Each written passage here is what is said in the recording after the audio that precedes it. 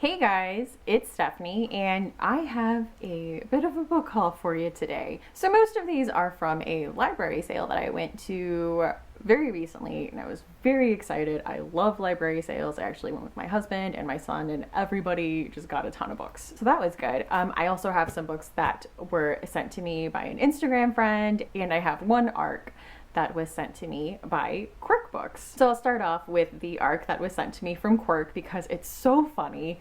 They sent me William Shakespeare's Much Ado About Mean Girls, and this is by Ian Doescher. He's done quite a few of these where he takes the screenplays to cult classic films and writes them like a Shakespearean play. So like on the back it says like, on Wednesdays we array ourselves in pink.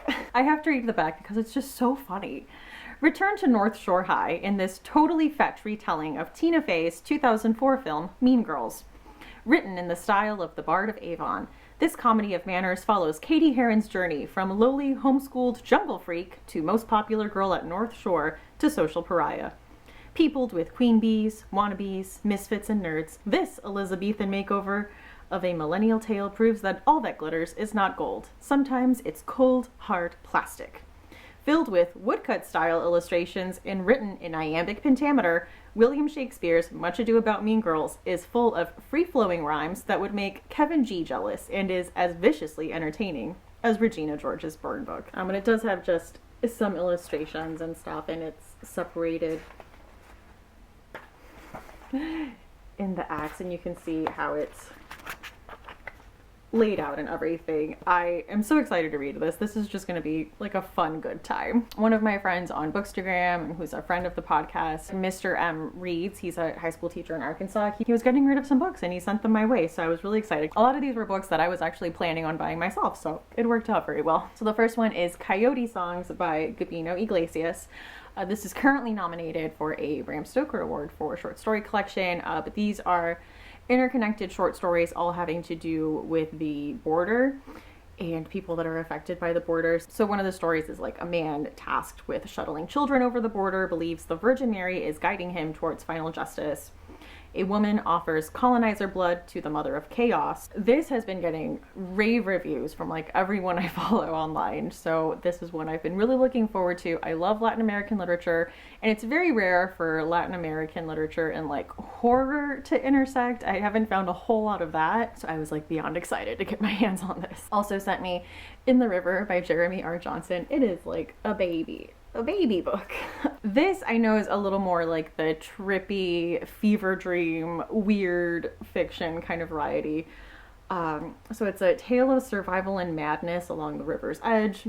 A father and son fishing lesson becomes a nightmarish voyage to the sea and a visionary testament to the lengths we will go for those we love. That is In the River by Jeremy Robert Johnson. This was one I didn't know a lot about, but when I posted it online, people were like, oh, it was really good. So this is Violet LeVoit, I Miss the World. And so this is set in and around the Hollywood Forever Cemetery.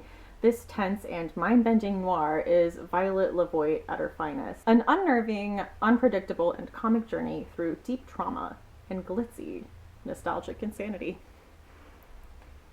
Interesting. Okay, so then these two were ones I picked up actually at the Dollar Tree because I just checked. Sometimes they have some good stuff hidden in there. I've found pretty good books there. But I found I'm not gonna know how to say this, the Yonahlossee Writing Camp for Girls, a novel by Anton Disclafani. I know this took place in 1930. It follows a 15-year-old girl who goes to a boarding school in North Carolina for like debutantes. And so it kind of seems like a historical fiction coming of age story at a boarding school. I think I remember seeing mixed reviews about this. I think I've seen some good and some bad. So if you've read this, let me know how it worked for you. I also picked this up at the Dollar Tree. This is the other book I got. This is The Blue Line by Ingrid Betancourt. It takes place in Buenos Aires, and it's about a 15-year-old girl who has the gift of like sight and can see visions. Yeah, but it's during a dictatorship and falling in love with the revolutionary, so there's like political aspects involved. The author is a Colombian French politician and activist herself, so there's definitely going to be elements of that in the story that I am expecting as well. So that is The Blue Line. Now we are at the library book sale haul. The first one I picked up was The Creeps by John Connolly. This is a middle grade novel and a continuation of The Gates. But I read The Gates and it was really funny. It's about a boy named Samuel Johnson, and he realizes that his neighbors are trying to open up a doorway to hell, and all of like these demons come into the earth, but it's like played for laughs and it's really funny, and it's like him getting like the good demons together to like fight against the bad demons and close this doorway to hell. That was really funny. I knew it was a series, so I picked this one up. Turns out it's the third book, so I still need to go back and read the Infernals. I picked up a nonfiction book, and in case you don't follow me on social media at all, I am watching The Sopranos right now for the first time, and I am loving it. My family, and I mean a lot of people, it's a popular thing, really like organized crime, like movies and shows. Like my family loved like The Godfather and Goodfellas and American Gangster and like all that kind of stuff. So I saw this at the library book sale in the nonfiction section. This is The Last Good Heist, the inside story of the biggest single payday in the criminal history of the Northeast. And so this takes place in Providence, Rhode Island. And like a long time ago, I think like 2 years ago, I did a video on just random podcasts that I like listening to. And one of them was a nonfiction podcast called Crime Town. It's got 2 seasons now, but season 1 was all about the political corruption in Providence, Rhode Island, and the effect of organized crime and how that town was kind of run by crime. And so this is about a heist that happened kind of against the mob during that time. I believe I remember them talking about this heist on the podcast, so I might have to re-listen to that podcast and read this book because it's kind of, they overlap in subject matter. So that is The Last Good Heist by Tim White, Randall Richard, and Wayne Worcester. I picked up a short story collection by Richard Matheson called Button Button Stories. Richard Matheson was kind of a big horror author in like the 50s. He is the author of like a lot of big works like Hell House and I Am Legend. So this is his short story collection, and like I see the marketing push that they're doing here is features Button Button, soon to be a major motion picture, The Box, starring Cameron Diaz. So I'm assuming they thought that was going to be like a huge mega hit. It was a very forgettable movie. That's basically like, what if every time you pushed a button you received $50,000, but somewhere someone in the world dies? So that's the premise of like the main story, Button Button. But it's got a few other stories. Richard Matheson is a good author. I will say, since he was writing in like the 50s, 60s, his attitude towards female characters in his story isn't always the greatest. I do realize it was a different time, but I do enjoy his writing. I really liked Stir of Echoes. That's another one that he wrote. So I will be checking this out. I do love horror short story collections. So it's Button Button by Richard Matheson. Also, because Rachel, my friend over at the Shades of Orange, told me that I need to read it, even though zombies are really not my thing in horror. She told me I need to read World War Z. And actually we interviewed a few people on the podcast for some zombie episodes that we did, and all of them like wholeheartedly recommended World War Z by Max Brooks, and they said the movie is garbage compared to the book, so I need to read the book. This is a book I plan on reading, and actually my husband said he might read with me, so we'll see if he does that. This is World War Z, an oral history of the zombie war, and Rachel said the audiobook is really good. It's got like a full cast narration and just really fleshes out this world post zombie apocalypse, and like what happened, how people reacted to it, like different countries, and what the protocol was, and the CDC, and all of these things, like how it would almost like realistically pan out. So I'm very interested to pick this up. That is World War Z by Max Brooks. And then for a book I just kind of picked up at random, that was Midnight at the Bright Ideas Bookstore by Matthew Sullivan. So I picked this up because I do like stories, fiction about books and nonfiction about books, and this seems like a mystery in a bookstore, and I kind of don't want to know too much about it. I kind of want to go into this one blind.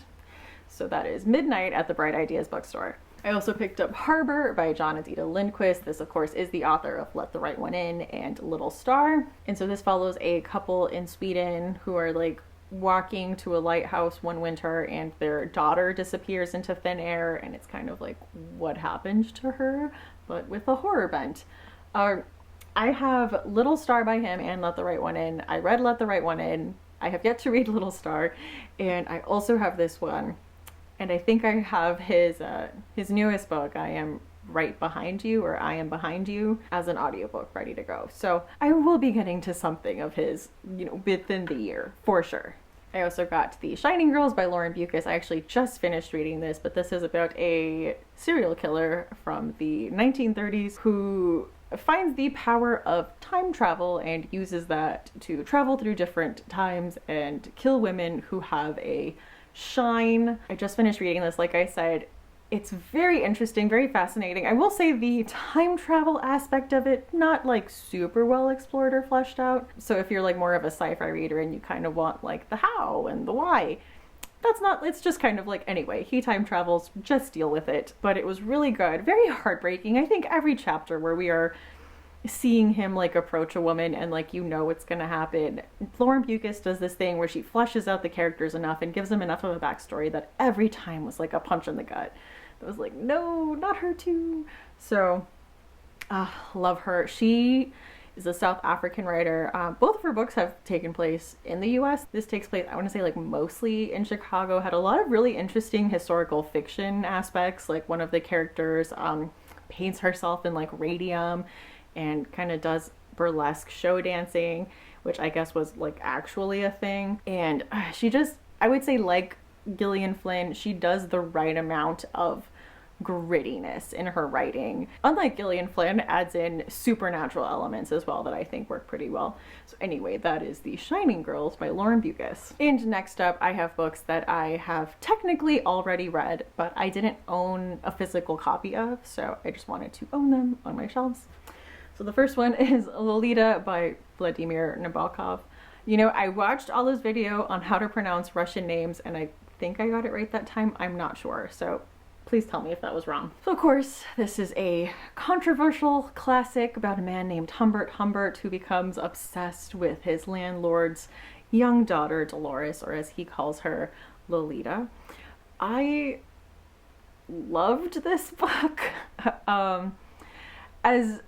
As horrible and gross as the subject matter is, I believe that was the point, that it's rough. And it's rough because you're in Humbert's head, and it's a first-person perspective, and he tries to excuse his disgusting behavior. And Vladimir Nabokov is just like a fantastic writer. Like, sentences in here, I feel like they just like melt into your eyes. Like, they're just so good. Like, the writing in here is fantastic. It is what it is, but I loved this book. That's Lolita. Also, one that I read because of BookTube. I think like when I first joined BookTube in 2014, 2015, around there. When did this come out? So I think I read this in either 2014 or 2015, more likely. But this takes place in Iceland and is historical fiction about the last woman to receive capital punishment, and she knows that she is going to die, and she is sentenced to kind of live out the rest of her days until her execution date with this family on a farm and help them out. And we really get into her head and the events that led up to this ruling, and this family, and the fact that they are not happy that they are having this convicted criminal being forced to stay with them and their family, and just how all of these things play out. You, of course, do know how the story ends, because Agnes Magnusdóttir was a real life person, and she was the last person to receive capital punishment in Iceland. In the end she does get executed, but just the writing in here and the contemplation about everything just was fantastic. I am very hit or miss on literary fiction that doesn't have a whole lot of stuff happening externally, and that's really just a internal contemplation, but when it works, and this one, I'll have to say, hit it out of the park for me. So that was Burial Rites by Hannah Kent. Also picked up Ken Kesey's One Flew Over the Cuckoo's Nest. I read this in high school and remembered absolutely loving it. I have not revisited it since then, so I think it's due for a reread, but I remember like absolutely loving One Flew Over the Cuckoo's Nest when I was like a sophomore. And the last book was a book I read a few years ago. I got it from the library, just absolutely loved it. It gave me like everything I could want in a book, and that was Let the Great World Spin by Colum McCann. This is a in New York, kind of a mosaic novel, takes place in the 70s when Philip Petit, put a wire between the two twin towers and walked across.